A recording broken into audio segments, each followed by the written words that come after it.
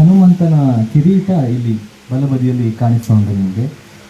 ಇದು ಬರೀ ಹನುಮಂತನಿಗೆ ಮಾತ್ರ ಕಟ್ಟುವಂತಹ ಕಿರೀಟ, ಬೇರೆ ಯಾವ ವೇಷಕ್ಕೂ ಈ ಕಿರೀಟ ಕಟ್ಟುವುದಿಲ್ಲ. ಬಣ್ಣದ ವೇಷದ ಆ ದೊಡ್ಡ ಕಟ್ಟೆ ಕಿರೀಟವನ್ನು ಬೇರೆ ಬೇರೆ ರಾಕ್ಷಸ ಪಾತ್ರಗಳಿಗೆ, ಬೇರೆ ಬೇರೆ ಪಾತ್ರಗಳಿಗೆ ಕಟ್ಟುವಂತಹ ಕ್ರಮ ಇದ್ದರೂ ಕೂಡ ಈ ಹನುಮಂತನ ಕಿರೀಟ ಹನುಮಂತನಿಗೆ ಹೊರತುಪಡಿಸಿ ಬೇರೆ ಯಾರಿಗೂ ಇಲ್ಲ. ನೀವು ಇಲ್ಲಿ ಈ ಕೇಶವನ್ನು ಕಾಣ್ತಾ ಇರ್ಬೋದು, ಬಿಳಿಯ ಬಣ್ಣದ್ದು. ಹನುಮಂತನಿಗೆ ಬಿಳಿಯ ಬಣ್ಣದ ಈ ಕೇಸರಿಯನ್ನು ಕಟ್ತಾರೆ, ಕೇಸರಿ ಕೇಶ ಅನ್ನು ಕಟ್ತಾರೆ. ಆಮೇಲೆ ಹನುಮಂತನ ವೇಷದ ಮುಖವರ್ಣಿಕೆಯು ಕೂಡ ವಿಶೇಷವಾಗಿರ್ತದೆ. ಬಹುಶಃ ಈ ಒಂದು ಅವರ ವೇಷ ಹಾಕಿದ ಮೇಲೆ ಮುಖದಲ್ಲಿ ಬಣ್ಣಗಾರಿಕೆ ಆದಮೇಲೆ ನೀವು ಗಮನಿಸ್ಬೋದು, ಸುಳಿಯ ಆಕಾರದಲ್ಲಿ ಅದರ ವೇಷದ ಚಿತ್ರಣವನ್ನು ಕಾಣ್ತಾರೆ. ಸಾಮಾನ್ಯವಾಗಿ ಮುಂಚೆ 16 ಸುಳಿಗಳನ್ನೆಲ್ಲ ಮಾಡ್ತಿದ್ರಂತೆ. ಕಣ್ಣಿನ ಹತ್ರ 5 ಸುಳಿ, ಈ ಕಣ್ಣಿನಲ್ಲಿ 5 ಸುಳಿ, ಇಲ್ಲಿ 4 ಸುಳಿ, ಮತ್ತು ನಾಮದ ಹತ್ರ 2 ಸುಳಿ, ಹಾಗೆ 16 ಸುಳಿ. ಆದರೆ ಅದು ವೇಷಧಾರಿಯ ಮುಖದ ವಿಸ್ತಾರ ಎಷ್ಟು ಉಂಟು ಅನ್ನೋದರ ಮೇಲೆ ಅದು ಅವಲಂಬಿತವಾಗಿರ್ತದೆ. ಈಗ ಅವರ ಮುಖದ ಆಕಾರ ಸಣ್ಣ ಇರುವ ಕಾರಣ 16 ಸುಳಿ ಇದ್ದದನ್ನು ಅವರು 8 ಸುಳಿಗೆ ತಂದು ನಿಲ್ಲಿಸ್ತಾರೆ. ನೀವು ಮತ್ತೆ ಗಮನಿಸ್ಬೋದು, ಆ ಸುಳಿಗಳನ್ನು ನಾವು ನೋಡ್ಬೋದು. ಇಲ್ಲಿ ಮತ್ತೆ ಉಳಿದಂತಹ ಸಿದ್ಧತೆ ಪಡಿಸಿರುವಂಥ ಅವರೀಗ ಬಣ್ಣಗಾರಿಕೆ ಮಾಡಿದ್ಮೇಲೆ ಕಟ್ಟುವಾಗ ಅದರ ಉಳಿದ ವೇಷಭೂಷಣಗಳ ಬಗ್ಗೆ ನಾವು ಮಾತಾಡ್ತೀವಿ.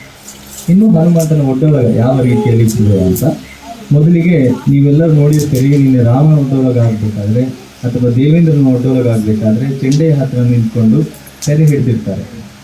ಇಬ್ಬರು ತೆರೆ ಹಿಡ್ದಿರ್ತಾರೆ, ಅಲ್ಲೇ ಒಂದು ಕುಣಿದು ಮತ್ತೆ ಎದುರು ಬರ್ತಾರೆ. ಆ ಕ್ರಮ ಹನುಮಂತನ ಒಡ್ಡೋಲಗದಲ್ಲೂ ಇದೆ. ತೆರೆ ಕಲಾಸು ಅಂತ ಅದಕ್ಕೆ ಕರೀತಾರೆ. ಇಲ್ಲಿ ಕುಣಿದ ಮೇಲೆ ಎದುರು ಬರುವುದು. ಇನ್ನು ಬಣ್ಣದ ವೇಷಕ್ಕೆ ಆರ್ಭಟ ಕೊಡ್ತಾರೆ ಅಲ್ವಾ, ನೋಡಿದ್ದೀರಲ್ವಾ, ಓ ಅಂತ ಆರ್ಭಟ. ಇಲ್ಲಿ ಹನುಮಂತನ ಆರ್ಭಟ ಆ ರೀತಿಯಾಗಿರುವುದಿಲ್ಲ, ಆ ಪ್ರಾಣಿಯ ಸ್ವಭಾವವನ್ನೇ ಗ್ರಹಿಸಿಕೊಂಡು ಮಾಡ್ತಾರೆ. ಮಹಿಷಾಸುರನ ಆರ್ಭಟ ಬೇರೆ ರೀತಿ ಇರ್ತದೆ, ನೋಡಿದ್ದೀರಾ, ಕೋಣದ ಸ್ವರವನ್ನು ತೆಗಿತಾರೆ. ಹಾಗೆ ಇಲ್ಲಿ ಹನುಮಂತನು ಕೂಡ ಹುಯ್ಯೋ ಹಿ ಅಂತ ಅವನ ಆರ್ಭಟ. ಇಲ್ಲಿ ಆ ಆರ್ಭಟ ಆಗಿ ಇಲ್ಲಿ ತೆರೆ ಕಲಾಸು ಕುಣಿದ ಮೇಲೆ ಎದುರಿಗೆ ಬಂದು ತೆರೆ ಪರಪಾಟ, ತೆರೆಯ ಒಡ್ಡೋಲಗ ಮಾಡುವಂತಹ ಕ್ರಮ. ಬಣ್ಣದ ವೇಷದಲ್ಲಿ ನೀವು ಬಣ್ಣದ ವೇಷದ ಜೊತೆ ಹನುಮಂತನ ವೇಷವನ್ನು ನೀವು ಕಂಪೇರ್ ಮಾಡಿ ನೋಡುವುದಾದರೆ, ತುಲನೆ ಮಾಡಿ ನೋಡುವುದಾದರೆ, ಬಣ್ಣದ ವೇಷದಲ್ಲಿ ನೇರವಾಗಿ ಎದುರುಗಡೆಯಿಂದ ಮಾತ್ರ ತೆರೆ ಇಳಿಸುವಂತಹ ಕ್ರಮ. ಇಲ್ಲಿ ಹಾಗಿಲ್ಲ, 5 ಬಾರಿ ತೆರೆ ಇಳಿಸ್ತಾರೆ. ಒಂದು ಎದುರುಗಡೆಯಿಂದ, ಆಮೇಲೆ ಬಲಬದಿಯಿಂದ, ತೆರೆಯ ಬಲಬದಿ, ಆಮೇಲೆ ತೆರೆಯ ಎಡಬದಿಯಿಂದ, ಆಮೇಲೆ ತೆರೆಯ ಕೆಳಗಿಂದ, ಮತ್ತು ತೆರೆಯ ಮೇಲ್ಗಡೆಯಿಂದ. ಒಟ್ಟು 5 ಬಾರಿ ಮೇಲ್ಗಡೆಯಿಂದ, ಬಲಬದಿಯಿಂದ, ಎಡಗಡೆಯಿಂದ, ಕೆಳಗಿನಿಂದ ಮತ್ತು ಮೇಲಿಂದ ಒಟ್ಟು 5 ಬಾರಿ ತೆರೆಯನ್ನು ತೆಗಿತಾರೆ. ಅದಾದ ಮೇಲೆ ಮೊನ್ನೆ ರಾಮನ ಒಡ್ಡೋಲಗಾಗುವಾಗ ಆದಿತ್ಯ ಅಂಬಲ್ಪಾಡಿ ಅವರು ಹೇಳಿದರು, ಅದರಲ್ಲಿ ದಶಾವತಾರದ ವರ್ಣನೆಯನ್ನು ಹನುಮನ ಒಡ್ಡೋಲಗದಲ್ಲಿ ತರ್ತಾರೆ ಅಂತ. ದಶಾವತಾರಗಳು ಯಾವುದು ವಿಷ್ಣುವಿದು ಹೇಳ್ಬೋದಾ? ಮತ್ಸ್ಯ, ಕೂರ್ಮ, ವರಾಹ, ಸಿಂಹ, ವಾಮನ, ಪರಶು, ರಾಮ, ಕೃಷ್ಣ ಬುದ್ಧ, ಕಲ್ಕಿ. ಈ 3 ಬಿಟ್ಟು ಹನುಮಂತ ಯಾರ ಪರಮ ಭಕ್ತ? ರಾಮ. ಅವನಿಗೆ ರಾಮ ಅವತಾರ ಅವನ ಆದ್ಯಂತ ಭಕ್ತಿ. ಸೊ ರಾಮ ಅವತಾರದಲ್ಲಿ ಅವರ ಅವತಾರದ ವರ್ಣನೆ ಅಲ್ಲಿಗೆ ನಿಲ್ತದೆ. ಈ ಹಿಂದೆ ಅದನ್ನು ಪದ್ಯಗಳಿಲ್ಲದೇ ಮಾಡ್ತಿದ್ರಂತೆ. ಕೆಲವು ನಮಗೆ ಉದಾಹರಣೆಗಳು ಸೂರಿಕುಮಾರು, ಗೋವಿಂದ ಭಟ್ರು ಅಥವಾ ಕರ್ಗಲ್ಲು ವಿಶೇಷ ಭಟ್ರು ಅವರ ಕೆಲವು ಒಡ್ಡೋಲಗಳ ವಿಡಿಯೋಗಳು ಈಗಲೂ ಸಿಗ್ತವೆ. ಅದರಲ್ಲಿ ಪದ್ಯಗಳಿಲ್ಲದೆ, ಅವತಾರಗಳ ಕುರಿತಾದ ಪದ್ಯಗಳಿಲ್ಲದೆ ಮಾಡ್ತಿದ್ರು. ಆದರೆ ಈಗ ಪ್ರಚಲಿತದಲ್ಲಿ ರಾಮ ಅಲ್ಲ, ದಶಾವತಾರದ ವರ್ಣನೆಯ, ಮತ್ಸ್ಯಾವತಾರ, ಕೂರ್ಮ, ಹೀಗೆ 7 ಅವತಾರ, ರಾಮನ ಅವತಾರದವರೆಗಿನ ಪದ್ಯಗಳನ್ನು ಇಟ್ಟುಕೊಂಡೇ ಒಡ್ಡೋಲಗಗಳನ್ನು ಮಾಡ್ತಾರೆ. ಇವತ್ತು ಕೂಡ ನಾವು ಈಗಿರುವ ಪ್ರಚಲಿತದಲ್ಲಿರುವಂತಹ ಆ ಕ್ರಮದಲ್ಲೇ ಪದ್ಯಗಳನ್ನು ಇಟ್ಟುಕೊಂಡೇ ಮಾಡ್ತಿದ್ದಾರೆ. ಈ ಒಡ್ಡೋಲಗಗಳು ಪ್ರತಿ ಕಾಲ ಬಂದ ಹಾಗೆ ಅಲ್ಪ ಪ್ರಮಾಣದ ಬದಲಾವಣೆ ಎಲ್ಲ ರೀತಿ ನಾವು ಹಾಕೊಳ್ಳೋ ಬಟ್ಟೆಯಲ್ಲೇ ಪ್ರತಿ ವರ್ಷ ಹೋಗುವ ಹಾಗೆ ಬದಲಾವಣೆ ಹೇಗೆ ಬರ್ತದೆ, ಟ್ರೆಂಡನ್ನು ನಾವು ಹೇಗೆ ಫಾಲೋ ಮಾಡ್ತೇವೋ ಕಲಾ ಪ್ರಕಾರದಲ್ಲೂ ಕೂಡ ಅಂತಹದ್ದೇ ಬದಲಾವಣೆ. ಈ ಒಡ್ಡೋಲಗದಲ್ಲಿಯೂ ಕೂಡ ಕೇರಳದ ಕಡೆಯ ಕಲಾವಿದರು, ಕಾಸರಗೋಡು ಆ ಕಡೆ ಇದ್ದ ಕಲಾವಿದರಲ್ಲಿ ಒಂದು ರೀತಿಯ ಬದಲಾವಣೆ, ಮಂಗಳೂರಲ್ಲಿ, ಉಡುಪಿಯಲ್ಲಿ, ಹೀಗೆ ವಿಸ್ತೃತವಾಗಿ ಅಲ್ಲಲ್ಲಿ ಸ್ವಲ್ಪ ಬದಲಾವಣೆಗಳು ಕಾಣಿಸ್ಕೊಳ್ತಾ ಇದೆ.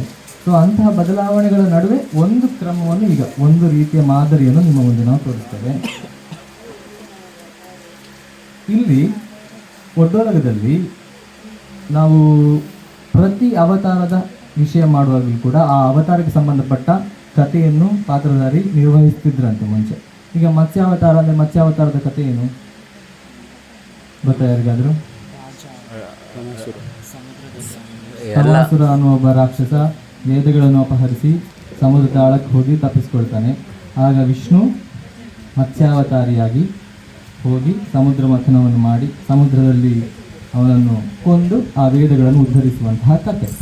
ಅದನ್ನೇ ಸೇರಿಸಿಕೊಂಡು ಒಂದು ಪದ್ಯ, ಮತ್ಸ್ಯಾವತಾರವ ತಾಳಿದರಂಗ ವೇದವ ತರುವುದಕ್ಕೆ. ಅದನ್ನು ಮಾಡಿದಲ್ಲಿಗೆ ಆ ಅವತಾರದ ಪ್ರಸ್ತುತಿ. ಆಮೇಲೆ ಕೂರ್ಮಾವತಾರ ಯಾಕಾಯ್ತು? ಸಮುದ್ರ ಮಥನ ಮಾಡಬೇಕಾದ್ರೆ ಮಂದರಾದ್ರಿಯನ್ನ ಎತ್ತಿ ಇಡ್ಲಿ ಕುಸಿದು ಬೀಳ್ತದೆ. ಆಗ ಅದನ್ನು ಆಧರಿಸಿ ನಿಲ್ಲುವುದಕ್ಕೆ ಶ್ರೀಹರಿ ಕೂರ್ಮಾವತಾರಿಯಾದ. ಕೂರ್ಮನಾಗಿ ಮಂದರಗಿರಿ ಧರಿಸಿದೆ ವಾರಿಧಿ ಮತಿಸುವುದಕ್ಕೆ ಅಂತ ಅದಕ್ಕೆ ಇನ್ನೊಂದು ಪದ್ಯ, 2ನೇ ಅವತಾರಕ್ಕೆ. ಆಮೇಲೆ ಮುಂದನೇ ಅವತಾರ ವರಹಾವತಾರ. ಯಾಕೆ ವರಹಾವತಾರ ಆಯಿತು? ಹಿರಣ್ಯಾಕ್ಷ ಭೂದೇವಿಯನ್ನು ಪೀಡಿಸುವಾಗ ಆ ಹಿರಣ್ಯಾಕ್ಷನನ್ನು ಕೊಲ್ಲುವುದಕ್ಕೆ ಬೇಕಾಗಿ ಹಂದಿಯ ರೂಪ ವರಾಹಾವತಾರ, ಶ್ವೇತ ವರಾಹನಾಗಿ ಶ್ರೀಹರಿ ಬಂದ ಅಂತ. ಅದಕ್ಕೆ ಕೂರ್ಮನ ವರಹಾವತಾರವ ತಾಳಿದ ರಂಗ ದುರುಳನ ವಧಿಸಲಿಕ್ಕೆ, ಕ್ರೋಢಾಕಾರವ ತಾಳಿದ ರಂಗ ದುರುಳನ ವಧಿಸಲಿಕ್ಕೆ. ಕ್ರೋಢ ವರಾಹ ಅಂದರೆ 2 ಒಂದೇ. ಆಮೇಲೆ ಮುಂದೆ ನರಸಿಂಹ, ಪ್ರಹ್ಲಾದನನ್ನು ಅವನ ತಂದೆ ಹಿರಣ್ಯಕಶಿಪು ಪೀಡಿಸುವಾಗ ಕಂಬವನ್ನು ಒಡೆದು ನರಸಿಂಹನಾಗಿ ಬಂದು ಕೊಂದ ಕಥೆ. ಸೊ ನರಹರಿಯಾಗಿ ದೈತ್ಯನ ಸೀಳಿದೆ ತರಳನ ಸಲಹಲಿಕ್ಕೆ. ಆಮೇಲೆ ಮುಂದೆ ವಾಮನಾವತಾರಿಯಾದ ಯಾಕೆ?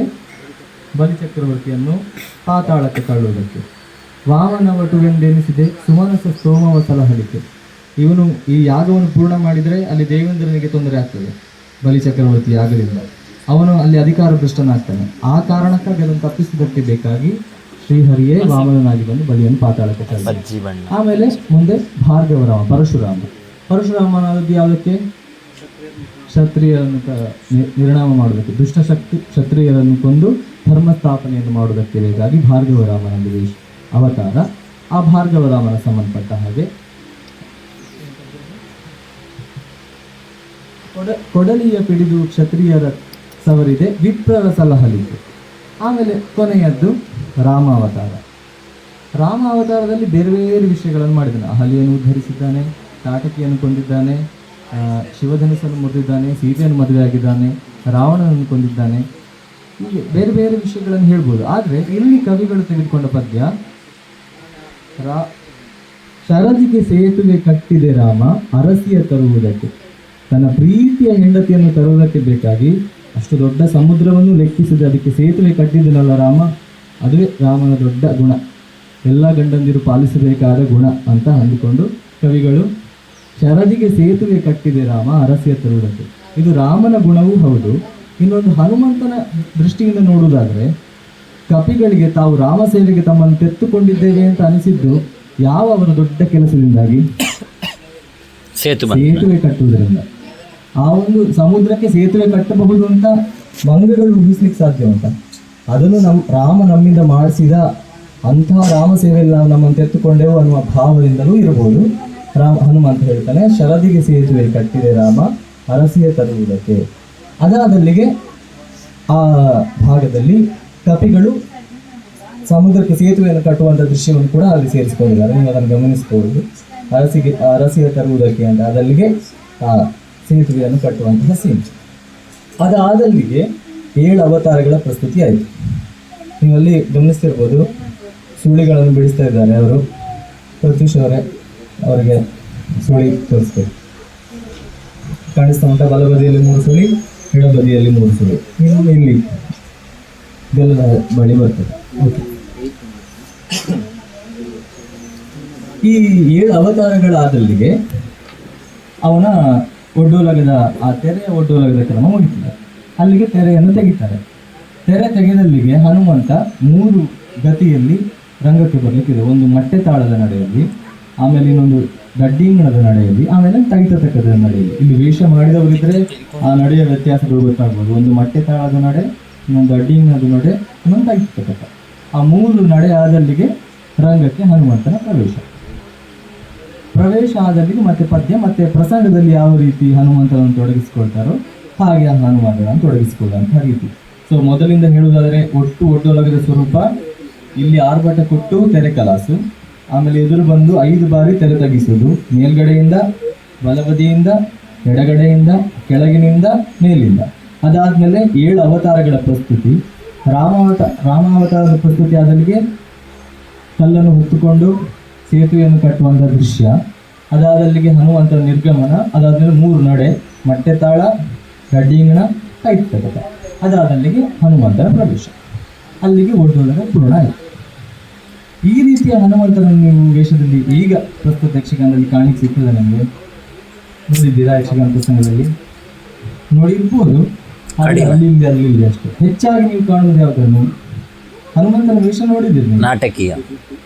ಜುಟ್ಟು ಹಾಕಿ, ಬಾಲ ಬಂದು, ಮೈ ಮೇಲೆ ಹಸಿರು ಬಣ್ಣದ ಬಟ್ಟೆ ಹಾಕಿ, ಅದಕ್ಕೊಂದು ಕಚ್ಚದ ಹಾಗೆ ಒಂದು ಬಟ್ಟೆ ಕಟ್ಟಿ ಮಾಡಿರ್ತಾರೆ. ಜುಟ್ಟಿರುವ ಹನುಮಂತ, ನಾಟಕೀಯ ಕಿರೀಟದ ಹನುಮಂತ, ಅದನ್ನು ನೋಡಿದ್ದೀರಿ. ಈ ರೀತಿಯ ಹನುಮಂತನನ್ನು ಕಾಣುವುದಕ್ಕೆ ಸಿಗುವುದಿಲ್ಲ. ತೆಂಕುತಿಟ್ಟಿನಲ್ಲಿ ಈ ಹಿಂದೆ ಇದ್ದ ಹನುಮಂತನ ಈ ಸ್ವರೂಪ ಈಗ ಯಾಕೆ ಬದಲಾಯಿತು, ಯಾಕೆ ಈ ರೀತಿಯ ಪರಿವರ್ತನೆ, ರೂಪಾಂತರ ಬಂತು ಅಂತಂದರೆ, ಯಕ್ಷಗಾನದಲ್ಲಿ ದೊಡ್ಡ ಹೆಸರು ಪಡೆದಂತಹ ಈಗ ಸದ್ಯಕ್ಕಿರುವ ನಮ್ಮ ಕುರಿಯ ಗಣಪತಿ ಶಾಸ್ತ್ರಿ ಅನ್ನೋ ಭಾಗವತರ ಹೆಸರು ಎಲ್ಲರೂ ಕೇಳಿರ್ತಾರೆ. ಕುರಿಯ ಮನೆತನ ಯಕ್ಷಗಾನಕ್ಕೆ ಬಹಳ ಪ್ರಸಿದ್ಧವಾದ ಮನೆತನ. ಅವರ ದೊಡ್ಡಪ್ಪ ಕುರಿಯ ವಿಠಲ ಶಾಸ್ತ್ರಿ ಎನ್ನುವರು ಈ ರೀತಿಯ ಒಂದು ಪರಿವರ್ತನೆ. ಈಗ ಹನುಮಂತ ಅಂದರೆ ಅವನು ಮಂಗ, ಅವನಿಗೆ ಬಾಲ ಉಂಟು, ಅವನು ಲಂಕೆಗೆ ಹೋಗಿ ಲಂಕೆಯನ್ನು ತನ್ನ ಬಾಲದ ಬೆಂಕಿಯಿಂದಲೇ ಸುಟ್ಟು ಬಂದಂತಹ ಧೀರ, ಹೀಗೆಲ್ಲ ನಾವು ಕತೆ ಕೇಳ್ತೇವೆ ಅಲ್ವಾ. ಈ ವೇಷಕ್ಕೆ ನೀವು ಮತ್ತೆ ಕಟ್ಟಿದ ಮೇಲೆ ನೋಡ್ಬೋದು, ಬಾಲವೇ ಇಲ್ಲ, ಬರೀ ಬಾಲ್ ಮುಂದಷ್ಟೇ. ಈ ಬಟ್ಟೆ ಮಾಮೂಲಿಯಾಗಿ ವೇಷ ಹೇಗಿರ್ತದೆ ಹಾಗೆ ಹಿಂದೆ ಕೇಸರಿ ಇರ್ತದೆ, ಬಿಟ್ಟರೆ ಬಾಲ ಇರುವುದಿಲ್ಲ. ಹೀಗೆ ಒಂದು ಯಾರೋ ಅಪವಾದ ಹೇಳಿದ್ರಂತೆ, ನೀವು ತೆಂಕುತಿಟ್ಟಿನಲ್ಲಿ ಹನುಮಂತನನ್ನು ಮಾಡ್ತೀರಿ, ಹನುಮಂತ ಹಾಗೆ ಮಾಡಿ ಬಾಲದಲ್ಲಿ ಬೆಂಕಿ ಕೊಟ್ಟ ಅಂತ ಕತೆ ಹೇಳ್ತೀರಿ, ಹನುಮಂತನಿಗೆ ಬಾಲವೇ ಇಲ್ಲಲ್ಲ ನಿಮ್ಮ ಸ್ವರೂಪದಲ್ಲಿ ಅಂತ ಯಾರೋ ಅವ್ರಿಗೆ ಹೇಳಿದ್ರು.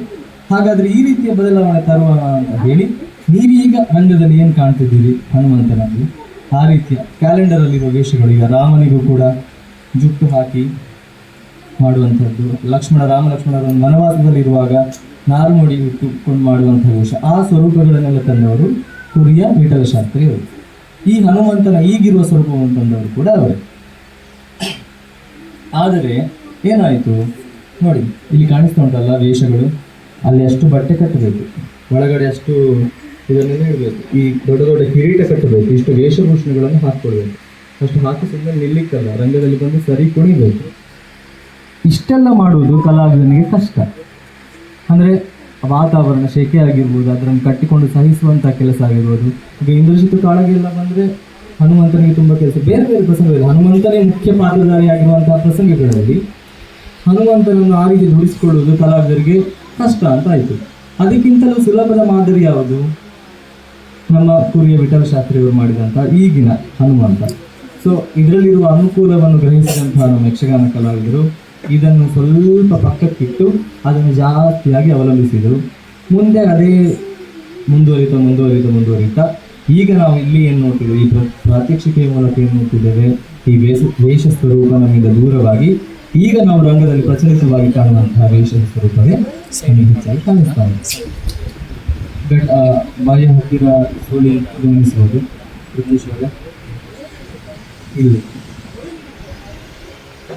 ಇಲ್ಲಿ ಇನ್ನು ಆ ಸುಳಿಯನ್ನು ಬಿಡಿಸ್ತಾನೆ ಅವರು.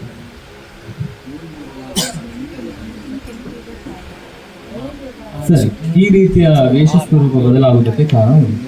ಆದರೆ ನಾವೆಲ್ಲ ಒಂದು ವಿಷಯವನ್ನು ತಲೆಯಲ್ಲಿ ಇಟ್ಕೊಳ್ಬೇಕು. ಯಕ್ಷಗಾನದ ಈ ವೇಷಭೂಷಣಗಳಾಗಿರ್ಬೋದು, ಏನೇ ಇರ್ಬೋದು, ಅದು ವಾಸ್ತವವಲ್ಲ. ವಾಸ್ತವದಲ್ಲಿ ಯಾರಾದರೂ ವ್ಯಕ್ತಿ ಇಷ್ಟೆಲ್ಲ ಬಟ್ಟೆ ಕಟ್ಕೊಂಡು ಇರ್ತಾನ? ನಾವಾದರೂ ಇರ್ತೇವ? ಇಲ್ಲಿಗೊಂದಿಷ್ಟು ಇಲ್ಲಿಗೆ ಹೀಗೆಲ್ಲ ಕಟ್ಕೊಂಡು ಸುಮ್ಮನೆ ಕೂತ್ಕೊಳ್ಬೇಕಷ್ಟೇ, ಬೇರೆ ಏನೂ ಮಾಡಲಿಕ್ಕೆ ಆಗಲಿಕ್ಕಿಲ್ಲ. ಇಷ್ಟು ಬಟ್ಟೆಗಳೇ ವಾಸ್ತವಕ್ಕಿಂತ ಮೀರಿದ ಅತಿ ಲೋಕದ ಅತಿ ರಂಜನೆ. ಹಾಗಿರುವಾಗ ಹನುಮಂತನಿಗೆ ಬಾಲ ಬೇಕು ಅಂತಲೇ ಏನಿಲ್ಲ. ಬಾಲ ಇಲ್ಲದೆಯೂ ಹನುಮಂತನ ಬಾಲ ಮಾಡಬಹುದಾದಂತಹ ಕೆಲಸಗಳನ್ನೆಲ್ಲ ಒಬ್ಬ ಸಮರ್ಥ ಕಲಾವಿದ ತನ್ನ ರಂಗದಲ್ಲಿ ತೋರಿಸಲಿಕ್ಕೆ ಸಾಧ್ಯ ಇದೆ. ಆಗ ಪ್ರಭಾಕರ್ ಜೋಶಿ ಅವರು ಹೇಳಿದ್ರಲ್ವಾ, ದೇವಿ ಉಯ್ಯಾಲೆಯಲ್ಲೇ ಕೂತ್ಕೊಳ್ಬೇಕಾಗಿಲ್ಲ, ರಂಗದ 4 ಕಂಬಗಳ ನಡುವೆಯೇ ಉಯ್ಯಾಲೆಯಲ್ಲಿ ಇರುವ ಆ ಅನುಭವವನ್ನು ಕಲಾವಿದನಾದವನು ರಸಿಕರಿಗೆ ಕೊಡ್ಲಿಕ್ಕೆ ಸಾಧ್ಯ ಇದೆ ಅಂತ. ಈಗ ನೀವು ಯಕ್ಷಗಾನದಲ್ಲಿ ಯುದ್ಧ ಕ್ರಮ ನೋಡಿದ್ದೀರಾ? ಬಿಲ್ಲು ಬಾಣಗಳ ಜೊತೆ ಯುದ್ಧ ಮಾಡೋದು ನೋಡಿದ್ದೀರಾ? ನಿಜವಾಗಿ ವಾಸ್ತವದಲ್ಲಿ ಬಿಲ್ಲು ಹೇಗೆ ಕೆಲಸ ಮಾಡ್ತದೆ? ಎದುರಾಳಿಯ ಜೊತೆ ಯುದ್ಧ ಮಾಡಬೇಕಾದ್ರೆ ಅದಕ್ಕೊಂದು ನಾರು ಇಟ್ಟು ಸಿಂಜಿನಿ, ಅದಕ್ಕೆ ಬಾಣವನ್ನು ಇಟ್ಟು ಗುರಿ ಇಟ್ಟು ಹೊಡಿಬೇಕು. ಈ ಬಾಣ ಈ ಸಿಂಜಿನಿಯನ್ನು ಬಿಟ್ಟು ಎದುರಾಳಿಯ ಎದೆಗೆ ಹೋಗಿ ತಾಗಬೇಕು, ಆಗ ಎದುರಾಳಿ ಸಾಯೋದು. ಇದು ನಿಜವಾದ ವಾಸ್ತವದ ಕಲ್ಪನೆ. ಯಕ್ಷಗಾನದಲ್ಲಿ ಹಾಗ ಬಾಣವು ಇವನ ಕೈಯಲ್ಲಿ ಇರ್ತದೆ, ಬಿಲ್ಲು ಇವನ ಕೈಯಲ್ಲಿ ಇರ್ತದೆ. ಹೊಡೆಯುವಾಗ ಬಾಣ ಅಲ್ಲೇ ತಿರುಗಿ ಅವನ ಕೈಯಲ್ಲೇ ಇರ್ತದೆ, ಆದರೆ ಎದುರಾಳಿ ಮಾತ್ರ ಹಾ ಅಂತ ಹೇಳ್ಕೊಂಡು ಒಳಗೆ ಹೋಗಿ ಸಾಯ್ತಾನೆ. ಹೇಗೆ ಇದು ಜಾದು? ಅವನ ಬಾಣ ಅವನ ಎದೆಗೆ ತಾಗಿತು ಅಂತ ನಾವು ಅಂದುಕೊಂಡ್ವಿ, ಅವನು ಸತ್ತ ಅಂತ ನಾವು ಅಂದುಕೊಂಡ್ವಿ. ಈ ಅಂದುಕೊಳ್ಳುವುದೇ ಯಕ್ಷಗಾನದ ನಾಟ್ಯ ಧರ್ಮ. ಅಂದರೆ ಎಲ್ಲವೂ ಆಗಲೇಬೇಕಾಗಿಲ್ಲ, ಆದ ಹಾಗೆ ಗ್ರಹಿಸಬಹುದು. ನಿಜವಾಗಿ ಅವನು ಸಾಯಬೇಕು ಅಂತಂದ್ರೆ ಮಹಿಷಾಸುರನ ದೇವಿ ಕೂತಿಕೊಳ್ಳಬೇಕು, ದಿವಸಕ್ಕೆ ಒಂದೊಂದು ಮಹಿಷಾಸುರ ಬೇಕು. ಅದು ಸಾಧ್ಯ ಇಲ್ಲ ನಮ್ಮಿಂದ. ಹಾಗಾಗಿ ನಾವು ಈ ರೀತಿಯಾಗಿ ಮಾಡುತ್ತೇವೆ. ಇನ್ನು ಯಕ್ಷಗಾನದಲ್ಲಿ ನಿಜವಾಗಿ ವಾಸ್ತವದಲ್ಲಿ ನಡೆಯುವಂಥದ್ದನ್ನೇ ಮಾಡ್ಲಿಕ್ಕೆ ಸಾಧ್ಯ ಇದೆ. ಯಾವ ರೀತಿ? ಕರುಣಾರಸದ ಸನ್ನಿವೇಶ ನೋಡಿದ್ದೀರಾ? ಕಣ್ಣೀರಿಡಿಸ್ತಾರೆ. ಅದು ನಿಜವಾಗಿಯೂ ನಾವು ವಾಸ್ತವದಲ್ಲೂ ಕಣ್ಣೀರಿಡಿಸ್ತೇವೆ, ರಂಗದಲ್ಲೂ ಕೂಡ ಹಾಗೆಯೇ ಕಣ್ಣೀರಿಡಿಸ್ತಾರೆ. ನಮ್ಮ ಕಣ್ಣಲ್ಲೂ ಕಣ್ಣೀರು ಬರುವ ಹಾಗೆ ಮಾಡ್ತಾರೆ. ಇದು ವಾಸ್ತವಕ್ಕೆ ಸಂಬಂಧ, ಲೋಕಕ್ಕೆ ನಿಜವಾಗಿ ನೇರವಾಗಿ ಸಂಬಂಧಪಟ್ಟದ್ದು ಲೋಕಧರ್ಮ. ಇನ್ನು ವಾಸ್ತವದಿಂದ ಸ್ವಲ್ಪ ದೂರ ಉಳಿದಂಥದ್ದು ಅದು ನಾಟ್ಯಧರ್ಮಿ. ಯಕ್ಷಗಾನದಲ್ಲಿ ಹೆಚ್ಚಾಗಿ ನಾಟ್ಯಧರ್ಮಿಯನ್ನೇ ಬಳಸುವಂಥದ್ದು. ಈ ವೇಷಭೂಷಣಗಳಿರ್ಬೋದು, ಮಾತಾಡುವಾಗ, ಅರ್ಥ ಮಾತಾಡುವಾಗ ನಾವೀಗ ನಾನು ನಿಮ್ಮ ಜೊತೆ ಹೇಗೆ ಮಾತಾಡ್ತಿದ್ದೇನೆ, ಇದನ್ನೇ ಯಕ್ಷಗಾನದಲ್ಲಿ ಮಾತಾಡ್ತಾರ ಎಲ್ಲವೋ ಅಂತ ಶುರು ಮಾಡ್ತಾರೆ. ಇನ್ನು ಬಣ್ಣದ ವೇಷದ ವೇಷಕ್ರಮವೇ ಬೇರೆ, ಅಲ್ಲಿ ಆರ್ಭಟ, ಅಲ್ಲಿ ಆ ಧ್ವನಿ ಎಲ್ಲ ವ್ಯತ್ಯಾಸ. ಇದೆಲ್ಲವೂ ಕೂಡ ವಾಸ್ತವಕ್ಕಿಂತ ದೂರವಾಗಿದ್ದರೂ ಕೂಡ ನಮ್ಮನ್ನು ಸತ್ಯ ಅಂತ ಅಂದುಕೊಳ್ಳುವ ಹಾಗೆ ಮಾಡ್ತದೆ. ಇದು ಕಲೆ ನಮಗೆ ಕೊಡುವಂತಹ ಒಂದು ಸಂಸ್ಕಾರ. ಇನ್ನು ಈಗೇನಾಗಿದೆ ಅಂತಂದರೆ, ನಮ್ಮ ಪ್ರೇಕ್ಷಕರಲ್ಲಿ ಈ ಮಟ್ಟಿನ ಸಂಸ್ಕಾರ ಇಲ್ಲ. ಆ ಹನುಮಂತನನ್ನೇ ನೋಡಿದವರಿಗೆ ಇದು ಹನುಮಂತ ಅಲ್ಲ ಅಂತ ವಾದ ಮಾಡ್ತಾರೆ. ಎಂತ ಇದು ಹನುಮಂತ, ಬಾಲವೇ ಇಲ್ಲದ ಹನುಮಂತ, ಇದು ಹೇಗೆ ಸಾಧ್ಯ ಅಂತ. ಅಂಥ ಪ್ರೇಕ್ಷಕರನ್ನು ಕಲಾವಿದನಿಗಿರುವಂತಹ ಸಂಸ್ಕಾರವು ಪ್ರೇಕ್ಷಕನಲ್ಲಿದ್ದರೆ ಮಾತ್ರ ಅದನ್ನು ಅವನು ಗ್ರಹಿಸಲಿಕ್ಕೆ ಸಾಧ್ಯ. ಹಾಗಾಗಿ ಆ ಸಂಸ್ಕಾರ ಅವನ ಒಳಗೆ ಜಾಗೃತವಾಗಬೇಕು ಅನ್ನುವ ಕಾರಣಕ್ಕಾಗಿಯೇ ಇಂಥ ಪ್ರಾತ್ಯಕ್ಷಿಕೆಗಳು, ಇಂಥ ಕಾರ್ಯಕ್ರಮಗಳು ಹಮ್ಮಿಕೊಳ್ತವೆ. ಇನ್ನು ನಿಮ್ಮಲ್ಲಿ ಈ ರೀತಿಯಾಗಿ ಮೂಡಿದ ಜಾಗೃತಿ ಇನ್ನು ಹೆಚ್ಚಿನ ಕಡೆಯಲ್ಲಿ ಯಾರೋ ನಿಮ್ಮ ಪಕ್ಕದಲ್ಲಿ ಕೂತ್ಕೊಂಡು ಇಂತಹದ್ದೇ ಹನುಮಂತ ರಂಗದೊಳಕ್ಕೆ ಬಂದರೆ ಇದು ಹನುಮಂತನೇ ಅಲ್ಲ ಅಂತ ಹೇಳಿದರೆ ನೀವು ಹೇಳಬೇಕು, ಇಲ್ಲ ನಿಜವಾದ ಹನುಮಂತ ಇದನ್ನೇ, ಅವನ ಆಮೇಲೆ ಬಂದ ಮಾಡರ್ನ್ ಹನುಮಂತ ಅಂತ ಹೇಳಬೇಕು. ಇನ್ನು ಈ ಒಂದು ಕಿರೀಟ ಕ್ರಮ, ನೀವು ಕಥಕಳಿ ನೋಡಿದ್ದೀರಾ? ಕಥಕಳಿ ಯಕ್ಷ ಪ್ರಯೋಗಗಳನ್ನು ನೋಡಿದ್ದೀರಿ. ಅಲ್ಲಿ ನಮ್ಮ ತೆಂಕುತಿಟ್ಟಿನ ವೇಷ ಸ್ವರೂಪಕ್ಕೆ ತುಂಬ ಸಂಬಂಧಪಟ್ಟ ಹತ್ತಿರದ ಒಂದು ಸಂಪರ್ಕ ಅಲ್ಲಿ ಕಾಣ್ಬೋದು ನಮಗೆ. ಇಲ್ಲಿಂದ ಅಲ್ಲಿಗೆ ಹೋಯ್ತೋ, ಅಲ್ಲಿಂದ ಇಲ್ಲಿಗೆ ಬಂತೋ ಆ ವಾದ ಪಕ್ಕಕ್ಕಿರಲಿ, ಅಂತೂ ಈ ಹನುಮಂತನ ಕಿರೀಟದ ಇಂಥದ್ದೇ ಹತ್ತಿರದ ಒಂದು ರೂಪ ಅಲ್ಲಿಯೂ ಕಾಣಿಸ್ತದೆ. ನಮ್ಮ ಬಣ್ಣದ ವೇಷ ದೊಡ್ಡ ದೊಡ್ಡ ಕಡಪೆಗಳು, ಅಂತಹ ಕಿರೀಟಗಳು ಕೂಡ ಅಲ್ಲಿ ಕಾಣಿಸ್ತದೆ. ಹಾಗೆ ವಿನಿಮಯ ಕಲೆಗಳಲ್ಲಿ ಸಾಧಾರಣವಾಗಿ ಆಗುವಂಥದ್ದು. ಅಂಥ ವಿನಿಮಯ ನಮ್ಮ ತೆಂಕುತಿಟ್ಟು ಯಕ್ಷಗಾನದಲ್ಲಿಯೂ ಕಥಕ್ಕಳಿಯ ನಡುವೆಯೂ ತುಂಬ ಅನೇಕವಾಗಿ ಆಗಿದೆ.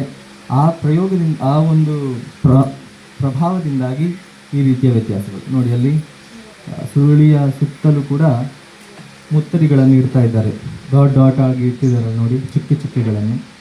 ಅದನ್ನು ಸರಿಯಾಗಿ ಗಮನಿಸ್ಬೋದು. ಇನ್ನು ಹನುಮಂತ ಯಾರ ಭಕ್ತ? ರಾಮನ ಭಕ್ತ. ರಾಮ ಅಂದರೆ ವಿಷ್ಣುವಿನ ಅವತಾರ. ಸೊ ನಾಮ ಹೇಗಿರ್ತದೆ?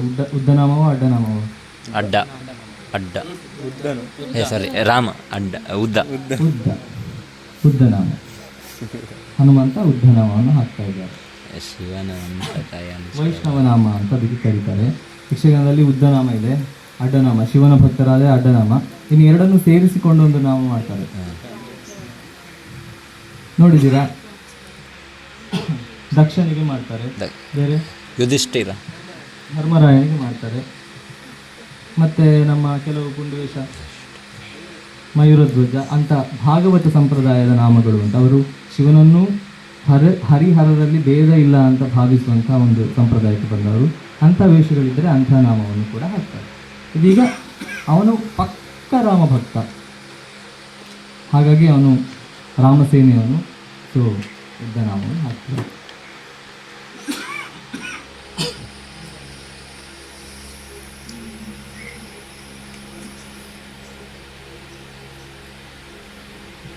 ಅವರು ವೇಷ ಮಾಡಿಕೊಳ್ಳುವವರೆಗೆ ನಾನು ಇಡೀ ಒಡ್ಡೋಲಗ ನಿಮ್ಗೆ ಹೇಳಿಕೊಳ್ಳಿಕ್ಕೆ ಸಾಧ್ಯ ಇಲ್ಲ, ತುಂಬ ಜಟಿಲವಾಗಿ ಉಂಟು. ಅದು ನಿಮಗೆ ನೋಡಿದ ಮೇಲೆ ಆ ತೆರೆ ಕೆಲಸಗಳೆಲ್ಲ ಹೇಗೆ ನಡೀತದೆ ಅಂತ ಅರ್ಥ ಆಗ್ಬೋದು. ಆದರೆ ಒಡ್ಡೋಲಗದ ಆ 7 ಅವತಾರಗಳ ಪ್ರಸ್ತುತಿ ಉಂಟಲ್ವಾ, ಅದನ್ನು ಬೇಕಾದರೆ ಒಂದು ಸ್ಯಾಂಪಲ್ ಆಗಿ ಹೇಳಿಕೊಡ್ಬೋದು. ಕಲಿಯೋಣ?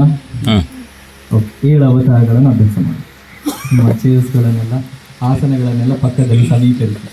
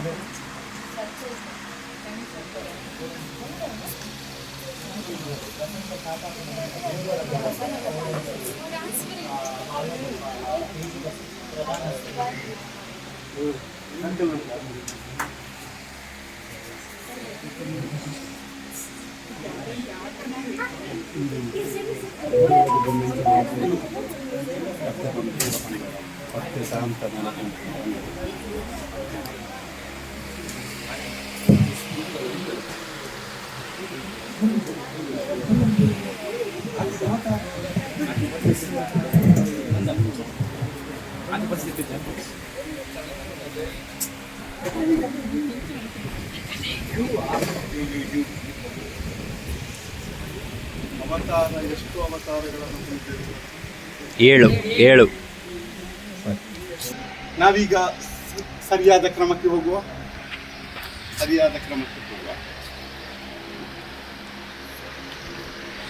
ಮತ್ಸ್ಯವ ಅಭಿನಯ ಮಾತ್ರ ನೋಡಿಕೊಳ್ಳುವ, ಕಾಲಿನ ಹೆಜ್ಜೆಗಳನ್ನೆಲ್ಲ ಏನು ನೋಡಿಕೊಳ್ಳುವುದು ಬೇಡ. ಮತ್ಸ್ಯವತಾರವ ತಾಳಿದರಲ್ಲ ವೇದವತರುವುದ ಆಯ್ತಾ? ಸರಿ ಆಯ್ತಾ? ಹಾಗೆ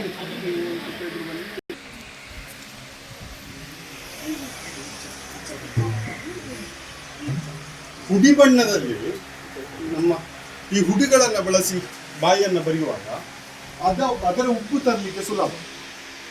ಈ ಭಾಗವನ್ನು ಉಬ್ಬು ತರಲಿಕ್ಕೆ ಈ ಕೆಂಪು ಮತ್ತು ಹಳದಿ ಮಿಶ್ರಿತವನ್ನು ತಂದು ಕೆಂಪನ್ನು ಹೊರಮೈಯಲ್ಲಿ, ಹಳದಿಯನ್ನು ಒಳಮೈಯಲ್ಲಿ ಹಾಕಿ ನಡುವಲ್ಲಿ ಆರೆಂಜ್ ಮಾಡಿದ ಕೂಡಲೇ ಉಬ್ಬು ಬಂದು ಬಿಡ್ತದೆ. ಹಸಿ ಬಣ್ಣದಲ್ಲಿ ಆ ಉಬ್ಬನ್ನು ತರಲಿಕ್ಕೆ ಕಷ್ಟ.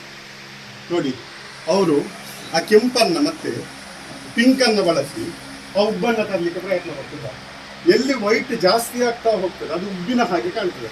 ನಮಗೆ ಸಾಮಾನ್ಯ ಈ ಡ್ರಾಯಿಂಗಿನಲ್ಲಿ ಯಾವುದು ಹೈಲೈಟ್ ಮೇಲೆ ಬರಬೇಕು ಅಲ್ಲಿ ಡಾರ್ಕ್ ಶೇಡಿಂದ ಲೈಟ್ ಶೇಡ್ಗೆ ತರ್ತಾರೆ.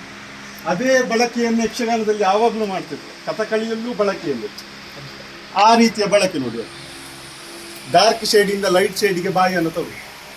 ಯಾವ ಲೈಟ್ ಶೇಡಿಗೆ ಹೋಗ್ತದೆ ಆವಾಗ ಉಬ್ಬು ಎದ್ದು ಕಾಣ್ತದೆ. ಇದು ಹತ್ತಿರಕ್ಕೆ ಗೊತ್ತಾಗ್ತಾ ಉಂಟಾ? ಇಲ್ಲ. ಯಕ್ಷಗಾನದಲ್ಲಿ ರಂಗಸ್ಥಳದಲ್ಲಿ ಪರ್ಫಾರ್ಮೆನ್ಸ್ ಆಗೋದು ಆಡಿಯನ್ಸ್ ಅಲ್ಲಿ ನೋಡುದು, ಅದಕ್ಕೆ ಒಂದು ಸಮಾನಾಂತರ ಒಂದು ಡಿಸ್ಟೆನ್ಸ್ ಉಂಟು. ತುಂಬ ಹತ್ತಿರದಲ್ಲಿ ಕೂತಿ ಹೀಗೆ ಯಕ್ಷಗಾನವನ್ನು ನೋಡುದಿಲ್ಲ, ಅದಕ್ಕೆ ಒಂದು ಡಿಸ್ಟೆನ್ಸ್ ಉಂಟು. ಆದ್ರಿಂದ ದೂರಕ್ಕಾಗುವಾಗ ಎದ್ದು ಕಾಣ್ತದೆ. ಹತ್ತಿರಕ್ಕೆ ಅಷ್ಟು ಈಗ ಗೊತ್ತಾಗಲಿಕ್ಕಿಲ್ಲ, ಸ್ವಲ್ಪ ದೂರದಲ್ಲಿ ನಿಂತು ನೋಡಿದ್ರೆ ಉದ್ದು ಕಾಣ್ತದೆ. ಸರಿ, ಯಾವುದು ಕಾಲಿಗೆ ಕಟ್ಟುವಾಗ ಇದಕ್ಕೆ ಚೆಂಡು ಹೇಳ್ತೇವೆ, ಇದಕ್ಕೆ ಮುಳ್ಳು ಹೇಳ್ತೇವೆ. ಇನ್ನೊಂದು ಕಡಗ ಬರೋದು ನೀವು ನೋಡಿರ್ತೀರಿ, ನಿಮ್ಮ ಮ್ಯೂಸಿಯಂ ಅಲ್ಲಿ ಇರ್ತದೆ. ಪರಂಪರೆಯ ವೇಷಗಳು ಅಂತ ಆಗುವ ಮೊದಲಿಂದ ಅದನ್ನು ಕಟ್ಟಿದ್ರು. ಈಗ ಬಡಗಲ್ಲಿ ಕಟ್ಟುವ ಸ್ಟೀಲಿನ ಕಾಲು ಕಡಗ ಅದನ್ನೆಲ್ಲ ಕಟ್ತಾರೆ, ವೆರೈಟಿ ಮಾಡಿಕೊಂಡು ಅವರವರ ಇದಕ್ಕೆ ಬದಲಾವಣೆ ಮಾಡಿಕೊಂಡು. ಆದರೆ ಮೊದಲು ಕಟ್ಟುವಾಗ ಹೀಗೆ ಕಟ್ತಾ ಇದ್ರು. ಇನ್ನೊಂದು ಕಡಗ ಬರ್ತದೆ. ಈ ಕಾಲು ಈಗ ನೋಡಿ, ಕಟ್ಟದೇ ಇದ್ದರೆ ವ್ಯತ್ಯಾಸ ಹೇಗೆ ಕಾಣ್ತದೆ ಹೇಳಿ. ಕಟ್ಟಿದ್ರೆ ಎಷ್ಟು ಗ್ರ್ಯಾಂಡ್ ಆಗಿ ಕಾಣ್ತದೆ, ಕಟ್ಟದಿದ್ರೆ ಎಷ್ಟು.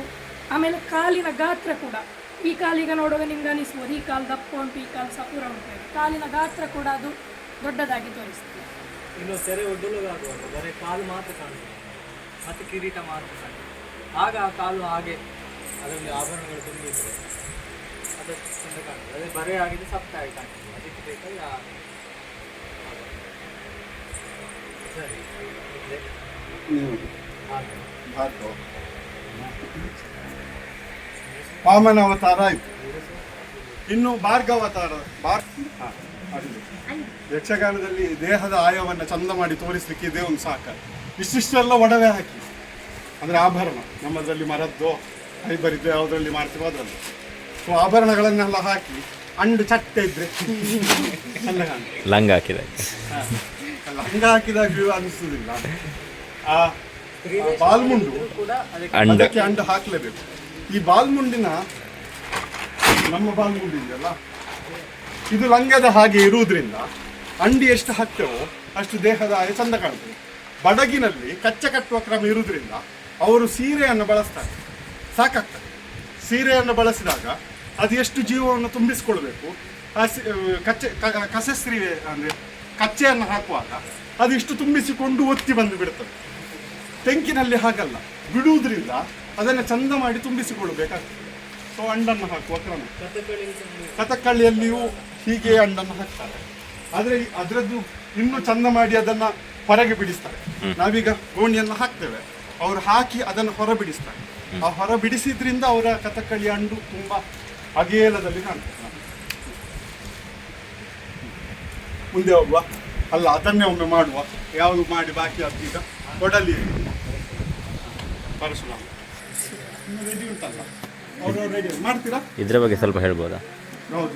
ಜಟ್ಟಿ, ಅದರ ಆಯ ಇತ್ಯಾದಿಗಳು, ಎಷ್ಟು ಎತ್ತರದಲ್ಲಿ ಬಾಲ್ಮುಂಡು ಅದೆಲ್ಲ.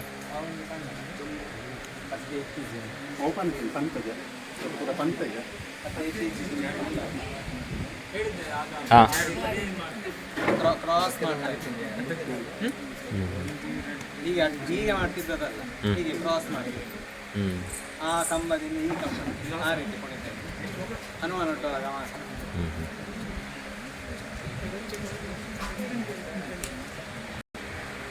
ಕುಂದು ವೇಷ, ರಾಜವೇಷ, ಬಣ್ಣದ ವೇಷಕ್ಕೆ ವ್ಯತ್ಯಾಸಗಳು ಉಂಟು.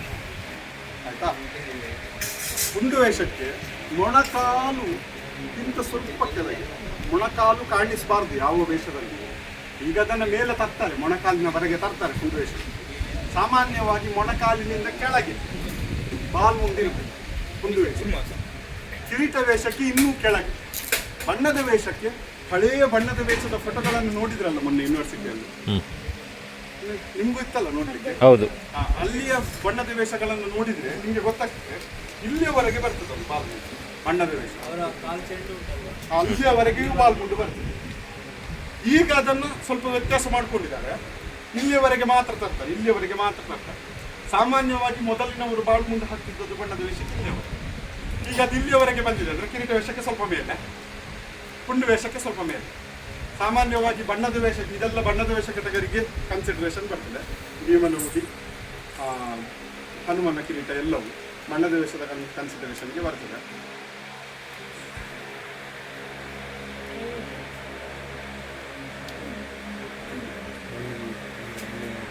ಇಲ್ಲಿಗೆ ಕಟ್ಟಿದಾರಲ್ಲ ಅದಕ್ಕೇನು ಕರೀತಾರೆ? ಕೈ ಕಟ್ಟು, ಮೈಮೇಲೆ ಹಾಕೊಂಡು ಅಂಗಿಗೆ ದಗಲೆ, ಅದರ ಕೆಳಗಿರುವ ಬಾಲ್ಮುಂಡು, ಈಗ ಕಟ್ಟಿರೋದು ಜಟ್ಟಿ.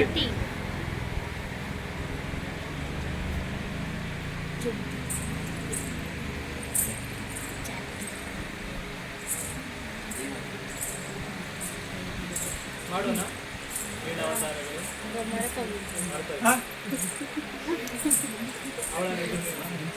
ಮರ್ತೋದವ್ರು ಯಾರಾದ್ರು? ಹೌದು.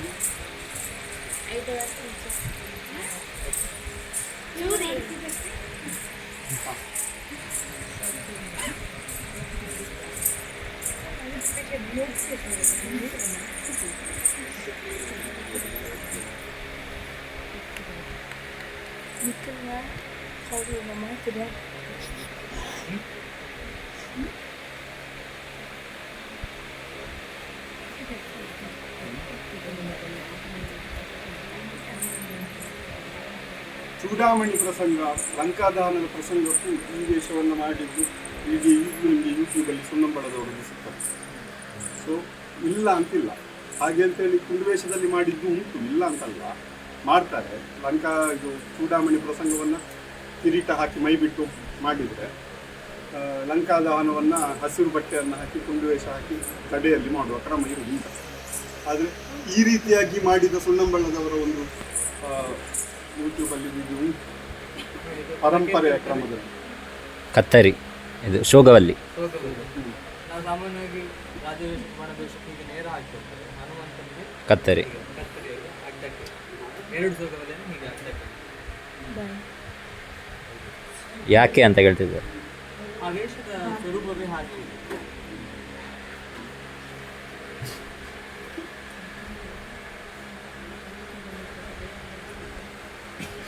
ಇವನ್ ಕಿರಾತಗ್ಲ ಅಂಚನೆ ಪಾಡ್ನ ಒಂಚು ಕ್ರಮ ಉಂಡು ಸೈಡ್ ಇದು ಅವು ಕಾಡಿದ ಅದು ಡಿಫ್ರೆಂಟ್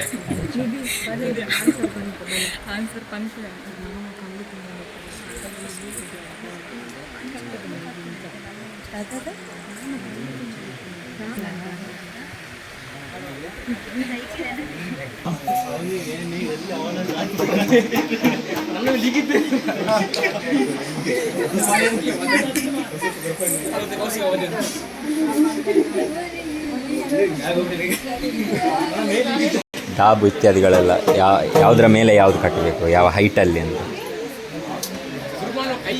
ಇದು ಇದಕ್ಕೆ ಕತ್ತರಿ ಡಾಬು ಅಂತ ಹೆಸರು. ಸಾಮಾನ್ಯವಾಗಿ ಕಿರೀಟ ವೇಷ ಮತ್ತು ಅದಕ್ಕಿಂತ ಮೇಲ್ಪಟ್ಟ ವೇಷಗಳು ಅಂದರೆ ಕಿರೀಟ ವೇಷ, ಅರೆಬಣ್ಣ ವೇಷ, ಬಣ್ಣದ ವೇಷಗಳು, ಇವುಗಳಿಗೆ ಕಟ್ಟುವಂತಹ ಮಣಿ ಸಾಮಾನು. ಪುಂಡು ವೇಷಕ್ಕೂ ಕಟ್ತಾರೆ, ಕಟ್ಟುವುದಿಲ್ಲ ಅಂತಲ್ಲ, ಎಲ್ಲ ವೇಷಕ್ಕೂ ಕಟ್ಟುವಂಥದ್ದೇ ಆಯಿತಾ. ಇದು ಮೊದಲಿಗೆ ಕಟ್ಟುವುದು. ನಾವು ಜಟ್ಟಿ ಕಟ್ಟಿದ ಮೇಲೆ ಇಲ್ಲೀಗ ಸೋಗಲೆಯನ್ನು ಹಾಕಿದ್ದಾರೆ. ಪುಂಡು ವೇಷದಲ್ಲಾದರೆ ತುಂಡು ಸೋಗಲೆಯನ್ನು ಹಾಕ್ತಾರೆ, ಎದುರಿನ ಭಾಗಕ್ಕೆ ಮಾತ್ರ ಮುಚ್ಚುವ ಹಾಗೆ. ಅದನ್ನು ಹಾಕಿ ಈ ಕತ್ತರಿ ಡಾಬನ್ನು ಕಟ್ತಾರೆ, ಹಿಂದೆ ಇರುವುದು ಆಯಿತಾ. ಮತ್ತೆ ಎದುರುಗಡೆ ಕಟ್ಟಿರುವಂಥದ್ದು, ಅದಕ್ಕೆ ಯಾರಿಗಾದ್ರೂ ಗೊತ್ತುಂಟಾ? ವೀರಕಸೆ, ವೀರಗಾಸೆ ಅಂತ ಹೆಸರು. ವೇಷದ ಮಾನ್ಯತೆಯ ಹಾಗೆ ಅದರ ಸೈಜು ಬದಲಾಗ್ತದೆ. ಪುಂಡು ವೇಷಕ್ಕಾದಾಗ ಸ್ವಲ್ಪ ಸಣ್ಣದಿರ್ತದೆ, ರಾಜವೇಷಕ್ಕಾಗುವಾಗ ಸ್ವಲ್ಪ ದೊಡ್ಡದು, ಬಣ್ಣದ ವೇಷಕ್ಕೆ ಸ್ವಲ್ಪ ಲಾಂಗ್ ಇರ್ತದೆ ಆಯಿತಾ. ಮುಖದ ಬಣ್ಣ ಅರೆಬಣ್ಣ. ಕಿರೀಟ, ಹನುಮಂತನ ಕಿರೀಟ ಕಿರೀಟ ವೇಷಕ್ಕಿಂತ ಮೇಲಿನ ಪದವಿ ಅದು. ಹಾಗೆ ನೋಡಿದರೆ ಬಣ್ಣದ ವೇಷದಷ್ಟು ನಿಧಾನದ ನಡೆ ಹನುಮಂತನಿಗಲ್ಲ. ಹಾಗೆ ಅಂತ ಹೇಳಿ ಕಿರೀಟ ವೇಷದಷ್ಟು ಸ್ಪೀಡಿನ ನಡೆಯು ಹನುಮಂತನದ್ದಲ್ಲ. ಅದರ ನಡುವಿನ ನಡೆ. ಹಾಕುವಂತಹ ಭುಜಕೀರ್ತಿ ಕಿರೀಟ ವೇಷದ್ದು, ಯಜಪದಕ ಕಿರೀಟ ವೇಷದ್ದು. ಕಿರೀಟ ಮಾತ್ರ ಅವನಿಗೇ ಒಂದು ಸಪರೇಟ್ ಉಂಟು. ನಡೆ ಬಣ್ಣದ ವೇಷದ ಹತ್ತಿರಕ್ಕೆ ಇರ್ತದೆ. ದಿಗಿಣ ಹಾಕುವುದಿಲ್ಲ ಅಂತೇನಿಲ್ಲ, ಹನುಮಂತನು ದಿಗಿಣವನ್ನು ಹಾಕ್ತಾನೆ. ನಡೆ ಮಾತ್ರ ಈಗಿನ ಕಿರೀಟ ವೇಷದ ನಡೆ ಅಂತೂ ಅಲ್ಲ ಆಯ್ತಾ. ಅದಕ್ಕೆ ಕುತ್ತಿಗೆಗೆ ಹಾಕಿದ ಎರಡಕ್ಕೆ ಏನು ಎದೆ ಪದಕ, ಎದೆ ಪದಕ, ಅಗಲಡ್ಡಿಗೆ, ಗುಂಡಡ್ಡಿಗೆ.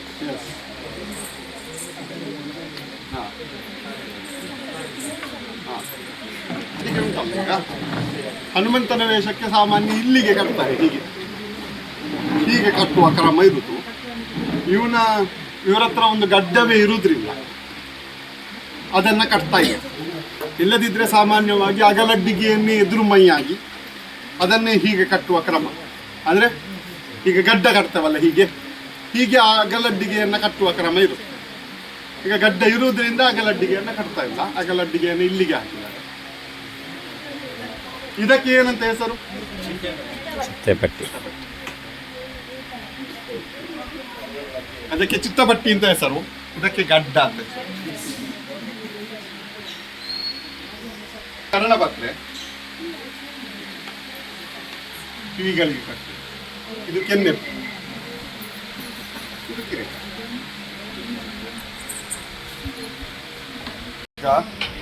ಮತ್ತೆ ಅವರವರ ಆಯ, ಕೆಲವೊಬ್ಬರಿಗೆ ಈಗ ಅವರೆಲ್ಲ ಕಿರೀಟ ಕಟ್ಟುವಾಗ ನೋಡಿ ಅಂತ ಕಿರೀಟದ ಆಯ ಇಲ್ಲಿಗೆ ಇಟ್ಕೊಂಡಿದ್ದಾರೆ. ಇಷ್ಟಕ್ಕೆ ಈ ಕಿರೀಟದ ಚಡಿ ಕೂತ್ಕೊಳ್ಳುವ ಹಾಗೆ. ಈ ಚಡಿಗೆ ನನಗೆ ಎಲ್ಲಿಂದ ಎಷ್ಟು ಸ್ಪೇಸ್ ಬೇಕು ತಲೆಗೆ ಕೂತ್ಕೊಳ್ಳಿಕ್ಕೆ ಅದನ್ನು ನೋಡಿಕೊಂಡು ಕಟ್ತಾರೆ. ಸಾಮಾನ್ಯವಾಗಿ ಮೊದಲಿಗೆಲ್ಲ ವೇಷ ಮಾಡುವಾಗ ಡ್ರೆಸ್ ಕಟ್ಟುವವರು ಕಟ್ತಾರೆ, ಅವರು ಸಾಮಾನ್ಯ ಅದನ್ನು ನೋಡ್ತಾರೆ, ಈ ಒಂದು ತಲೆ ಆಯ ಎಲ್ಲಿಗೆ ಹೋಗಿ ಕರೆಕ್ಟಾಗಿ ಕೂತ್ಕೊಳ್ತದೆ, ಇಲ್ಲ ಇದು ಕೂತ್ಕೊಳ್ಳುವುದೇ ಇಲ್ಲ ಅಂತ ಆದರೆ ಅದಕ್ಕೊಂದು ಸಾಕ್ಸ್ ಇಟ್ಟು ಕಟ್ತಾರೆ, ಕೂತ್ಕೊಳ್ಳುವ ಹಾಗೆ ಮಾಡಿ. ಇಲ್ಲದಿದ್ದರೆ ಒಂದು ಆಯ ಇಟ್ಟು ಕಟ್ತಾರೆ. ನೋಡಿ ಈಗ ಅವರು ಇಟ್ಟುಕೊಂಡದ್ದು ಕೂದಲಿಗಿಂತ ಒಂದಿಷ್ಟು ಮೇಲೆ ಅಷ್ಟೇ. ನಾವೆಲ್ಲ ಕಟ್ಟುವಾಗ ಒಂದು ಸ್ವಲ್ಪ ಹಿಂದೆಯೇ ಕಟ್ತಾರೆ. ನಮ್ಮ ಹಣೆ ದೊಡ್ಡದಿಲ್ಲಲ್ಲ, ಹಣೆ ದೊಡ್ಡದು ಮಾಡಿ ಕಟ್ತಾರೆ. ಅವರಿಗೆ ಹಣೆ ನೋಡಿ ಉಂಟಲ್ಲ, ಅದಕ್ಕೆ ಸರಿಯಾಗಿ ಕಟ್ತಾರೆ.